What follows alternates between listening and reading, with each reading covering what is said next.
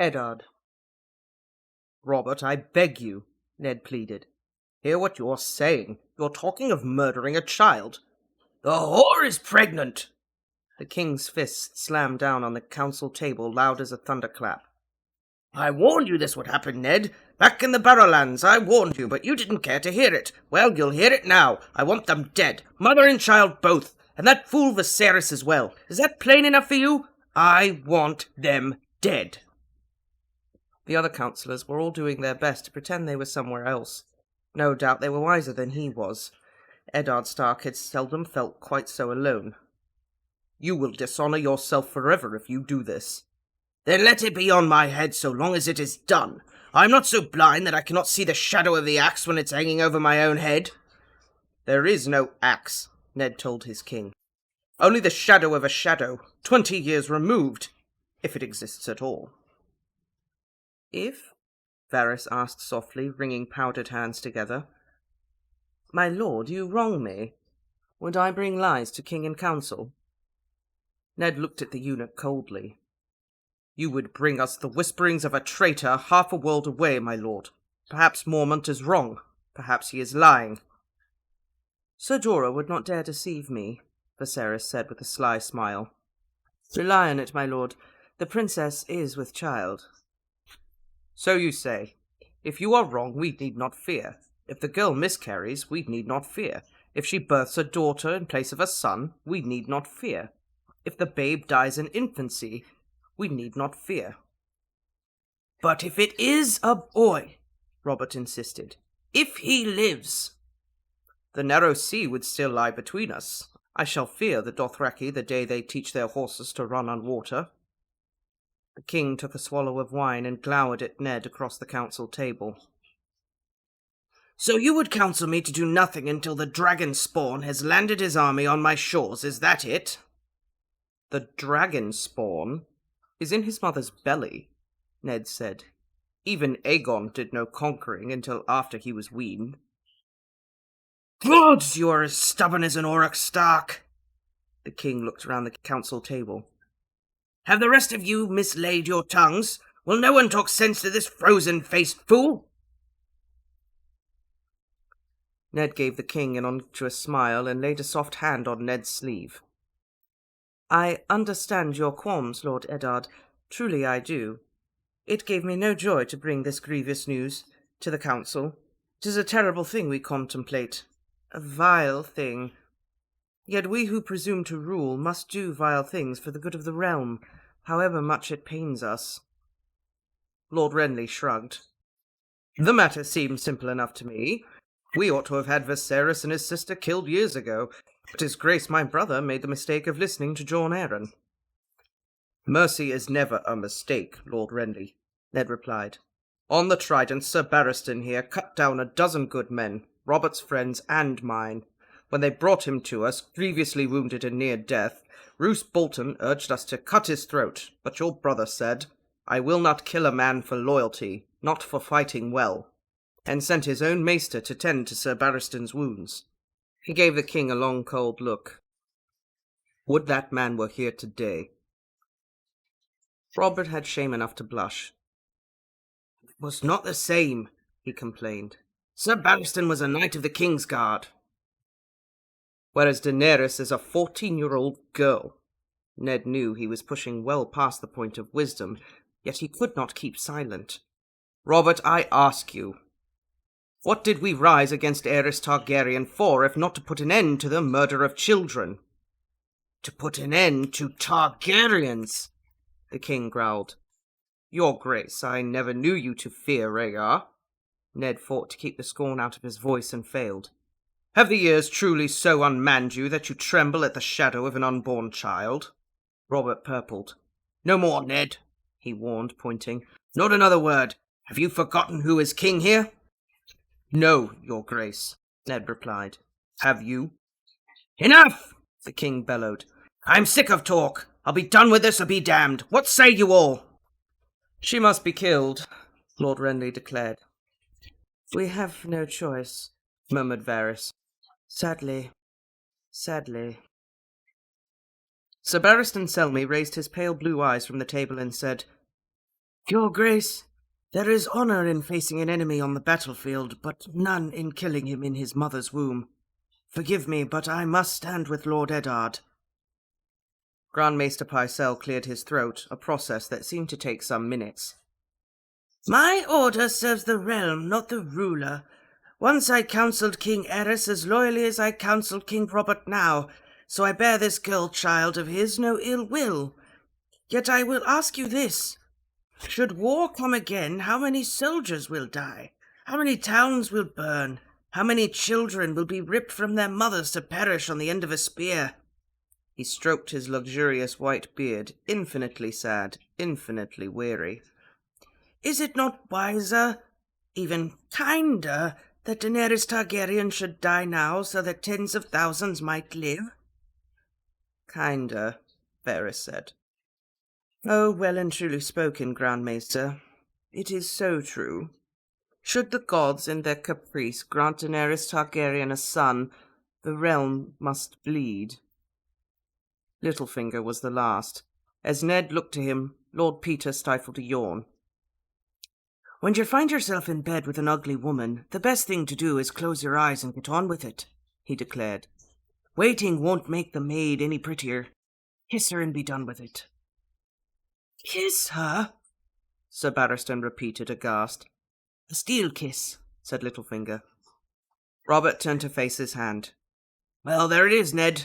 You and Selmy stand alone on the matter. The only question remains is who can we find to kill her? Mormont craves a royal pardon, Lord Renly reminded them.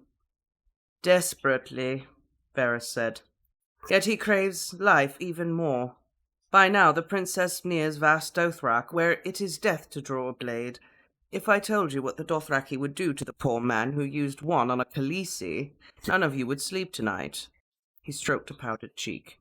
Now, poison. The tears of Lys, let us say. Khal Drogo need never know it was not a natural death. Grand Maester Pycelle's sleepy eyes flicked open. He squinted suspiciously at the eunuch. Poison is a coward's weapon, the king complained. Ned had heard enough. You send hired knives to kill a 14-year-old girl and still quibble about honor? He pushed back his chair and stood. Do it yourself, Robert. The man who passes the sentence should swing the sword. Look into her eyes before you kill her. See her tears, hear her last words. You owe her that much at least. What? The king swore, the word exploding out of him as if he could barely contain his fury. You mean it, damn you! He reached for the flagon of wine at his elbow, found it empty, and flung it away to shatter against the wall. I'm out of wine and out of patience. Enough of this. Just have it done. I will not be part of murder, Robert. Do as you will, but do not ask me to fix my seal to it. For a moment, Robert did not seem to understand what Ned was saying. Defiance was not a dish he tasted often. Slowly his face changed as comprehension came. His eyes narrowed and a flush crept up his neck past his velvet collar. He pointed an angry finger at Ned.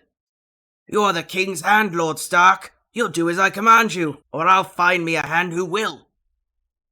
I wish him every success. Ned unfastened the heavy clasp that clutched at the folds of his cloak, the ornate silver hand that was his badge of office. He laid it on the table in front of the king, saddened by the memory of the man who pinned it on him, the friend he'd loved. I thought you were a better man than this, Robert. I thought we'd made a nobler king. Robert's face was purple. Out! He croaked, choking on his rage. Out, damn you! I'm done with you! What are you waiting for? Go run back to Winterfell, and make certain I never look in your face again, or I'll swear I'll have your head on a pike. Ned bowed and turned on his heel without another word. He could feel Robert's eyes on his back. As he strode from the council chambers, the discussion resumed with scarcely a pause. On Braavos there is a society called the Faceless Men, Grand Maester Pycelle offered. Do you have any idea how costly they are? Littlefinger complained. You could hire an army of common sellswords for half the price, and that's for a merchant. I don't dare think we might ask for a princess. The closing of the door behind him silenced the voices. Sir Boros Blount was stationed outside the chamber, wearing the long white cloak and armour of the Kingsguard. He gave Ned a quick, curious glance from the corner of his eye, but asked no questions. The day felt heavy and oppressive as he crossed the bailey back to the Tower of the Hand. He could feel the threat of rain in the air. Ned would have welcomed it. It might have made him feel a trifle less unclean. When he reached his solar, he summoned Veon Poole. The steward came at once. "You sent for me, my Lord Hand?" "Hand no longer," Ned told him. "The king and I have quarrelled. We shall be returning to Winterfell." "I shall begin making arrangements at once, my lord. We'll need a fortnight to ready everything for the journey." "We may not have a fortnight. We may not even have a day. The king mentioned something about seeing my head on a spike." Ned frowned. He did not truly believe the king would harm him.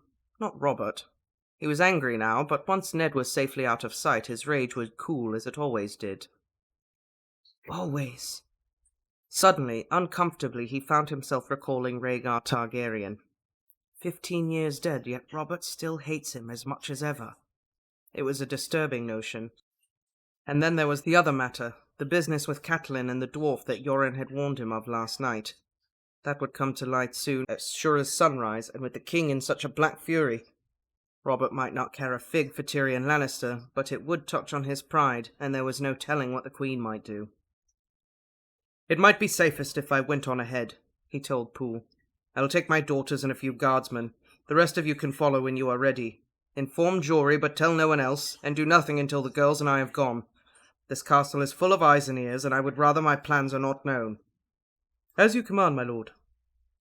When he'd gone, Eddard Stark went to the window and sat brooding. Robert had left him no choice that he could see. He ought to thank him. It would be good to return to Winterfell. He ought never have left. His sons were waiting there. Perhaps he and Catelyn could make a new son together when he returned. They were not so old yet. And of late he'd often found himself dreaming of snow, of the deep quiet of the Wolf's Wood at night. And yet, the thought of leaving angered him as well. So much was still undone. Robert and his council of cravens and flatterers would beggar the realm if left unchecked, or worse, sell it to the Lannisters in payment of their loans. And the truth of Jon Arryn's death still eluded him. Oh, he'd found a few pieces, enough to convince him that Jon had indeed been murdered, but that was no more than the spoor of an animal on the forest floor. He'd not sighted the beast yet, though he sensed it was there, lurking, hidden, treacherous. It struck him suddenly that he might return to Winterfell by sea. Ned was no sailor, and ordinarily he would have preferred the King's Road. But if he took ship, he could stop at Dragonstone and speak with Stannis Baratheon. Pycelle had sent a raven off across the water with a polite letter from Ned requesting Lord Stannis to return to his seat on the small council. As yet there had been no reply, but the silence only deepened his suspicions. Lord Stannis shared the secret Jon Arryn had died for. He was certain of it. The truth he sought might well be waiting for him on the ancient island fortress of House Targaryen. And when you have it, what then? Some secrets are safer kept hidden. Some secrets are too dangerous to share, even with those you love and trust. Ned slid the dagger that Catelyn had brought him out of the sheath of his belt. The imp's knife. Why would the dwarf want Bran dead? To silence him, surely. Another secret, or a different strand of the same web. Would Robert be a part of it? He would not have thought it so. But once he would not have thought Robert could command the murder of women and children either. Catelyn had tried to warn him. "You knew the man," she'd said. "This king is a stranger to you." The sooner he was quit of King's Landing, the better. If there was a ship sailing north on the morrow, it would be well to be on it. He summoned Veon Poole again and sent him to the docks to make inquiries, quietly but quickly. "Find me a fast ship with a skilled captain," he told the steward. "I care nothing for the size of its cabins or the quality of its appointments, so long as it is swift and safe. I wish to leave at once." Poole had no sooner taken his leave than Tomard announced a visitor. "Lord Baelish to see you, my lord." Ned was half tempted to turn him away, but thought better of it. He was not free yet. Until he was, he must play their games. "Show him in, Tom." Lord Peter sauntered into the solar as if nothing had gone amiss that morning. He wore a slashed velvet doublet in cream and silver, a grey silk cloak trimmed with black fox, and his customary mocking smile. Ned greeted him coldly. Might I ask the reason for this visit, Lord Baelish? I won't detain you long. I'm on my way to dine with Lady Tanda. Lamprey pie and roast suckling pig. She has some thought to wed me to her younger daughter, so her table is always astonishing. If truth be told, I'd sooner marry the pig, but don't tell her. I do love lamprey pie. Don't let me keep you from your eels, my lord, Ned said with icy disdain. At the moment I cannot think of anyone whose company I desire less than yours. Oh, I'm certain if you put your mind to it you could come up with a few names. Varys, say, Cersei, or Robert. His Grace is most cross with you. He went on about you at some length after you took your leave of us this morning. The words insolence and ingratitude came into it frequently, I seem to recall. Ned did not honour that with a reply, nor did he offer his guest a seat, but Littlefinger took one anyway. After you stormed out, it was left to me to convince them not to hire the faceless men, he continued blithely. Instead, Varys will quietly let it be known that we'll make a lord of whoever does in the Targaryen girl. Ned was disgusted.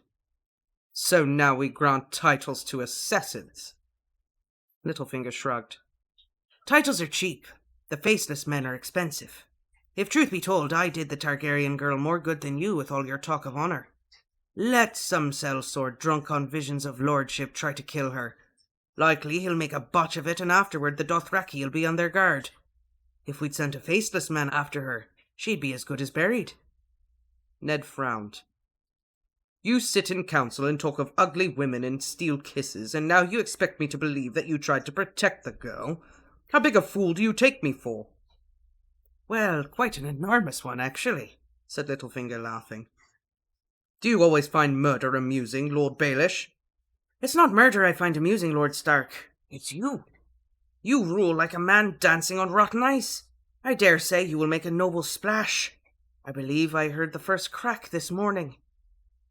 The first and last, Ned said. I've had my fill. When do you mean to return to Winterfell, then, my lord? As soon as I can. What concern of it is yours? None. But if perchance you're still here some evenfall, I'd be pleased to take you to this brothel your man Jory has been searching for so ineffectually. Littlefinger smiled. And I won't even tell Lady Catelyn. So Eddard resigned.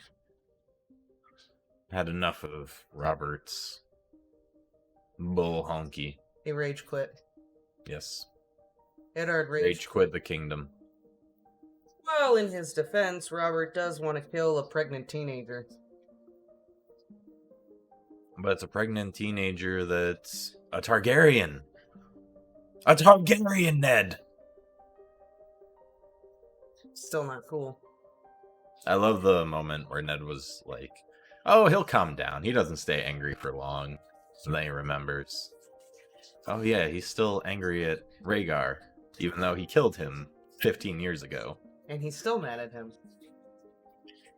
Okay, maybe I should just get out of here real quick. Right, yeah. Get me a boat. I need a boat. A fast one. Yep. And I need to go see Stannis Baratheon on my way out. Mm-hmm. And,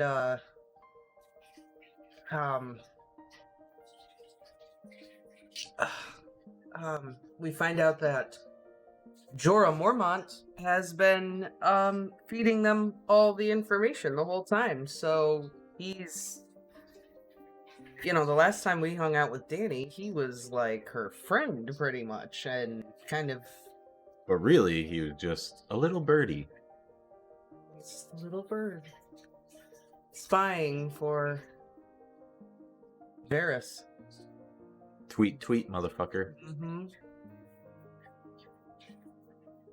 So I wonder how that'll go down.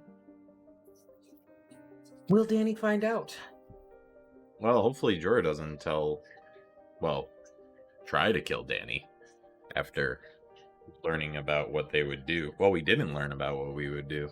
Yeah, they haven't decided Wouldn't be able to eat lunch afterwards. I thought it was very interesting that Varys suggested the Tears of Lys when he says that's what killed Jon Arryn. Yes. They said poison is no man's weapon. Yeah. And he is missing the man bits. Mm-hmm. Wait, did we learn about that yet? Okay. Eunuch. Ned's called him the eunuch before. Oh, okay. Yeah, like he's been called the eunuch. I couldn't remember if they said it. I just like spoiled something. Yes, he's a eunuch. Nope. They've called him that. Yeah, so he's... Yeah, I mean, personally, I'm kind of on Ned's side with this one. Like, this is horrible things you're trying to... I mean, I agree. I think it's horrible, but You could also see their reasoning behind it. Like, I kind of side with Pycelle on this. Like, yeah, you're gonna kill this girl and her baby, but how many soldiers are gonna? yeah. You're gonna have a war, and how many thousands of people will die? How many innocent villagers who aren't even fighting? Yeah. Parcell. How many random mothers and children will perish? Pycelle, I think, makes the most sound, logical argument for the whole thing. In this case, it just happens to lean towards Robert's idea. Yes.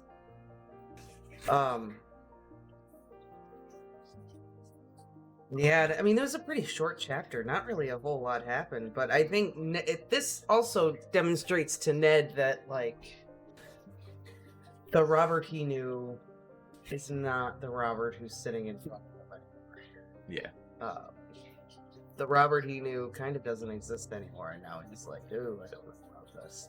And part of him is like, I want to find out what happened to John Aaron, and etc., etc. But it's hard really to say which is the better Robert. From this perspective, I mean, obviously he's a drunkard, whoremongering king. It's, Right. Like, that's not good, but I feel like his idea to take out Dany is probably the smartest and quote-unquote best for the realm. Where I think old Robert would have been like, yes, let's do the honorable thing, meet them on the battlefield, and then your whole kingdom's in a big war. Right. You know? But Ned also has a point that if you're going to pass the judgment, you should swing the sword. I love how he, like, throws that out there at him. Yeah. Like, Flashback to chapter 1. yeah, I know, right? And we're about halfway through the book. I wonder if Martin uses ring theory or ring composition. Yeah, I don't think he does. We don't know because the books aren't finished yet. If he had used ring composition, the books would probably be finished. Maybe. Because there are rules. Everything has to fit. So he would know what he has to do. He's having trouble making everything. Well, Or he just is sick of writing them. I don't know. I think that's the biggest thing. He's just kind of sick of writing them. Which I don't blame him. Personally don't think it's ring theory. I based on how he said he writes, I don't think it's ring theory. Because he writes the character. You know what I mean? Mm-hmm. He writes the characters. He doesn't write the story. You know what I mean? Yeah. So I don't think he's the ring theory. No, I agree. I'm just kidding because we happen to be halfway through the book and it references chapter 1. That's true. And then Littlefinger shows up. Mm-hmm. And tells Ned... Never a good thing. Yeah, you know... Littlefinger... I love how blunt Ned is with Littlefinger, too. Just, you're the last person I want to see. I know. He does not put on airs with anyone. He just is very honest. He does not do the whole political sugarcoat crap. It's just like, I don't want to see it right now, Cliff. No. Not in the mood for this. And Littlefinger is like, well, actually, I was trying to protect Daenerys. Right. Ned's like, yeah, sure you were. Sure you were, bud. Yeah, because he talked about how expensive it was to hire the Faceless Men. Yes, the Faceless Men. They must be good if they're that expensive. Could have hired an army for half the price, and that would be to kill a merchant. So imagine a princess. Of what it would cost to kill a princess. Mhm. Um, So they're very good. And Baelish goes on to say that you're lucky because if we hired them, she was good as dead. yeah. So they must not fail. But if we hire a drunkard She'll be on her guard.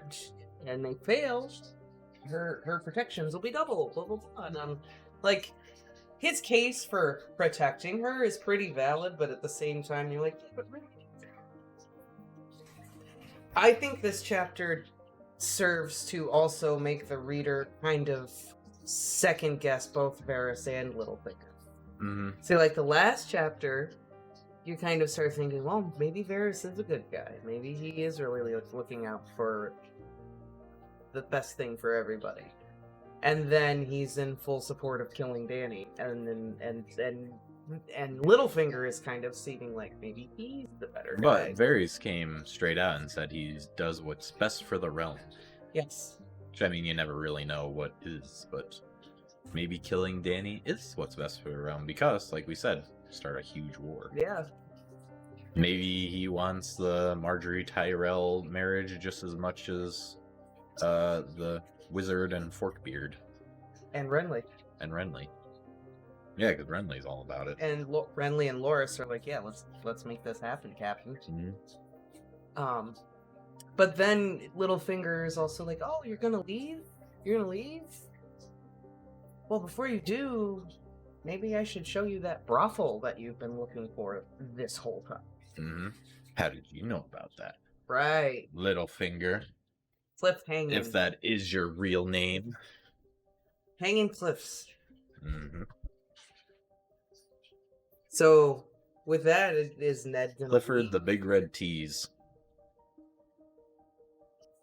Is Ned gonna really leave now? What's gonna happen? Because he's sitting there trying to decide if he should leave because he wants to find out how John Arryn died.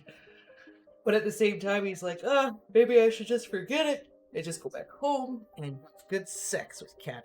Make more babies. Make the babies, Ned. Literally, he's like, Curiosity killed the cat. Move on. literally, he's just like, maybe Catelyn and I could just go home and make another baby. Like, that's just honorable Ned speak for, I just want to go home and have sex with my lady. Well, it's honorable Ned. How long has he been there now? A year? Has it been a year? It's been a while. It's been a while. I don't know if it's been a year. Well, Catelyn had time to make the voyage down. Make almost the voyage. Okay, so maybe it was only a few months. it's a few months because Dany's still pregnant. Oh, yeah, that's true. And Well, they weren't even there, I don't think, when she first got pregnant. Or they had just gotten there when she got pregnant. So it hasn't been a year yet. Well, either way. Either way, he's been there for a hot minute. He's been there for And a you know, minute. honorable Ned, he's not. Well, maybe. Maybe there's another Jon Snow in King's Landing somewhere. Who knows? But assuming that he is the honorable man that he says, That's true. probably hasn't gone there.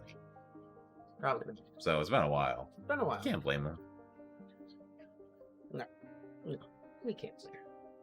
I would. All this talk about Dany. Would I be right in guessing that the next chapter is a Dany chapter? You would be wrong, sir. Oh, okay. We are not going to visit Dany next time. We are going to visit... We're overdue for a Dany chapter. It's been a hot minute. It's been quite a while. It's been a couple of 100 pages, I feel like, since we've seen Dany. I know what the next chapter is. I just want to see what the one after that is. We have another...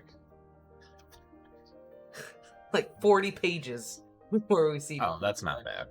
That's not bad. No. Because we get to hang out with Catelyn again next time. Oh. Well, the good news is if we hang out with Catelyn, we'll probably get some of Tyrion's banter and wit. So it'll be a good chapter. This is true. We'll get kind of an update on what Tyrion has been doing since the big fight in the mountains. Have they made it to the Vale yet? Who knows? Find out next time on Bibliobibuli. Be sure to like, comment, and subscribe. Please, please.